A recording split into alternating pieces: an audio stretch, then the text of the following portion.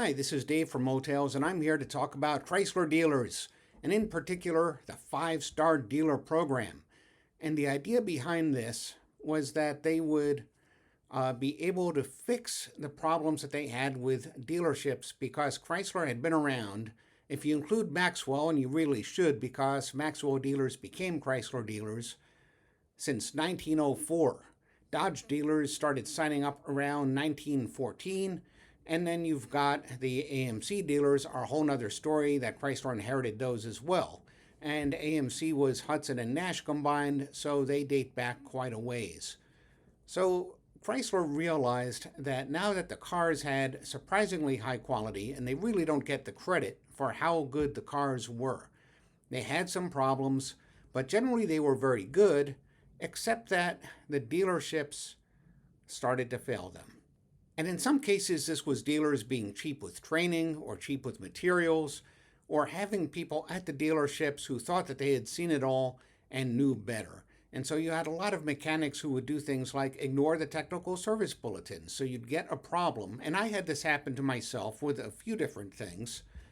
And in one case, I had a problem where my car started making a really loud squeaking noise every time I made a right turn, really loud. And I went to Chrysler Paramus several times to get it fixed, and they ended up replacing, as from what they told me, just about the entire front suspension.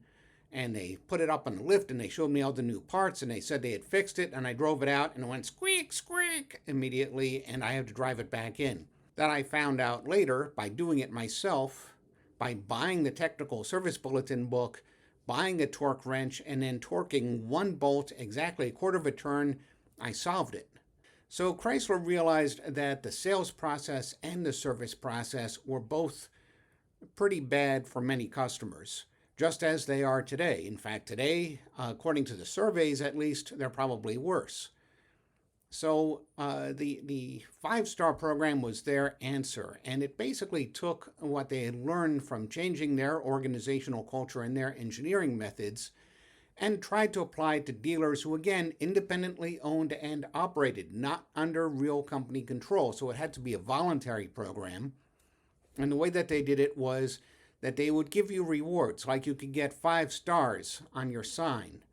And they would refer customers to you. So a customer could call them up and say, I'd like to know where the best dealer is. It was a carrot program. There was no real stick. So to get the 5-star rating, dealers had to have somebody call every single customer, including car buyers and people coming in for service, to get their feedback. At Bueller and Bitter, somebody named Bueller was doing it. So that should tell you that they took it seriously. You had to survey your own employees on a regular basis to find out what they see as good and what they see as bad. Most important, and as a consultant who did a lot of surveys of customers and of employees, I can say this is most important. They had to do something with the information that they got. They had to continue to maintain high customer survey ratings. These are not very useful. These are not as useful as you would think, rather. The smile sheet system was not very good then. It's probably not very good now. Dealers actually got the original copies of the surveys with the customer's name on it, so they could do things like they could bribe you to give them good ratings, and they could punish you for giving bad ratings. They had to provide specified levels of training to their employees, and last, and probably least, they had to keep their physical grounds up to certain standards. And what's kind of funny about that part is that when Sergio took over Chrysler as part of the Fiat deal, the main thing that he looked at was the physical plant. And they had to use certain materials and certain this and certain that. It was all about how the place looked. And how it ran, they got into much less. And they also, incidentally, mostly used carrots and not sticks.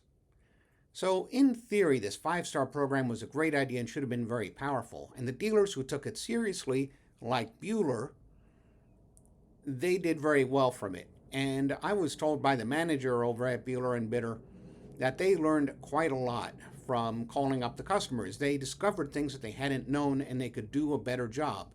But you know what? They cared to begin with, and that's what mattered. So here's the problem with this system. The problem was that those who didn't care stood a decent chance of getting certified if they were really in with their zone reps. Because what Chrysler did was they had the zone reps administering the program. And that was a big mistake because the zone reps were part of Chrysler's problem to begin with. It should have been done by somebody from outside the company. Now, Ford, they used J.D. Power to run it, and that was actually a very good idea. And where Ford screwed up when they did their program after Chrysler's, because in those days, Chrysler was so incredibly profitable, everybody wanted to copy what they were doing. Ford did something that was one above what Chrysler was doing, but then they set the bar so low that pretty much every dealer got the top rating anyway, so there was not much point to that. In 2010 or so, Chrysler replaced the old 5-star program from 1997, which, as far as I know, had been let lapse for many years. And they had a new program called Dealer Standards, and this used cash rewards for dealers, and they had mystery shoppers and steadily increasing goals.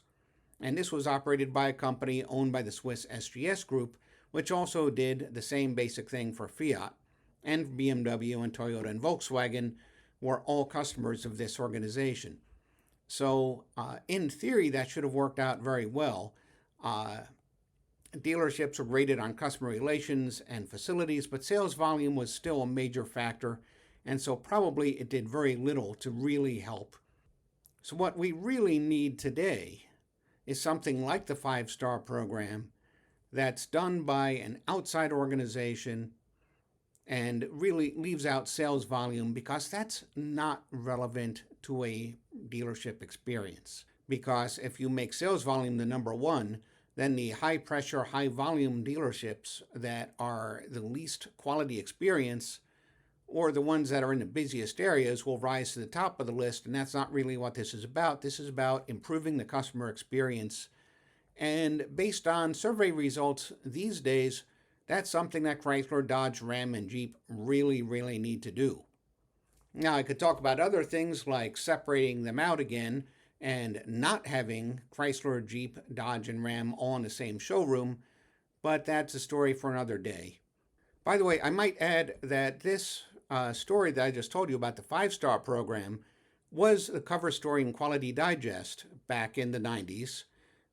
You can go look it up. You can look it up on my personal website, dave.zatz.us, or you can go look it up on the Quality Digest website. It's in both places. See you on Motales.